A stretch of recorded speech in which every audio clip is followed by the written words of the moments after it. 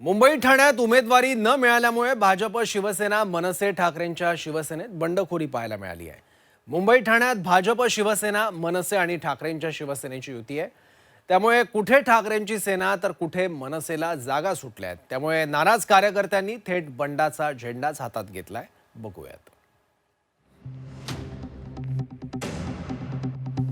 कार्यकर्त्यांची नाराजी, पक्षामध्येच बंडखोरी। तिकीट न मिळाल्यानं मनसे शिवसेनेमध्ये बंडाळी। भाजपमध्येही अनेक ठिकाणी बंडाचा झेंडा। महानगरपालिका निवडणुकीत उमेदवारी अर्ज मिळवण्यासाठी कार्यकर्त्यांमध्ये चढाओढ पाहायला मिळाली। कुठे थेट पक्षातील वरिष्ठ नेत्यांवर टीका करण्यात आली, तर कुठे थेट शहर अध्यक्षाच्या कारचा पिछा करण्यात आला। मात्र तरीही उमेदवारी न मिळाल्यानं सर्व पक्षीयांमध्ये बंडाळी झाल्याचं पाहायला मिळालं। ठाकरेंच्या शिवसेनेत बंडखोरी झाल्याचं पाहायला मिळालं। वांद्र्याच्या वॉर्ड क्रमांक 95 मधून ठाकरेंकडून हरिशास्त्रींना उमेदवारी दिल्यानं चंद्रशेखर वांगणकरांची बंडखोरी झाली। ठाकरेंच्या शिवसेनेतच नव्हे तर मनसेमध्ये देखील बंडखोरी पाहायला मिळाली। वॉर्ड क्रमांक 114 मध्ये मनसेच्या माजी नगरसेविका अनिशा माजगावकर यांची बंडखोरी, कारण ठाकरेंच्या शिवसेनेला ही जागा सुटली। संजय दिना पाटील यांची मुलगी राजोल पाटलांना या ठिकाणी उमेदवारी मिळाली।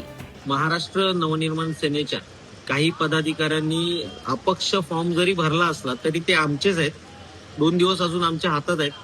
त्यांची समजूत घालू आणि बऱ्यापैकी ते फॉर्म मागे घेतले जातील। ठाण्यात शिंदेंच्या शिवसेनेत देखील बंडखोरी झाली।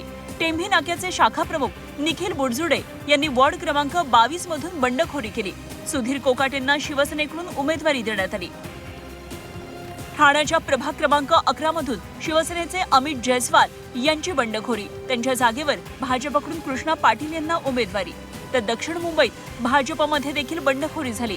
वॉर्ड क्रमांक 200 मधून संदीप पानसांडे यांना तिकीट दिल्यानं दक्षिण मुंबई जिल्हा महामंत्री गजेंद्र धुमाळे यांनी बंडखोरी केली। महानगरपालिका निवडणुकीसाठी अनेकांना पक्षाकडून तिकीटं मिळाली नाहीत, त्यामुळे थेट बंडखोरी करण्यात आली। 2 जानेवारीपर्यंत उमेदवारी अर्ज मागे घेण्याची वेळ आहे। त्यामुळे आता बंडखोरांची समजूत काढण्यात पक्षश्रेष्ठींना यश येणार का, याकडे सर्वांचं लक्ष लागलंय। ब्युरो रिपोर्ट, झी 24 तास।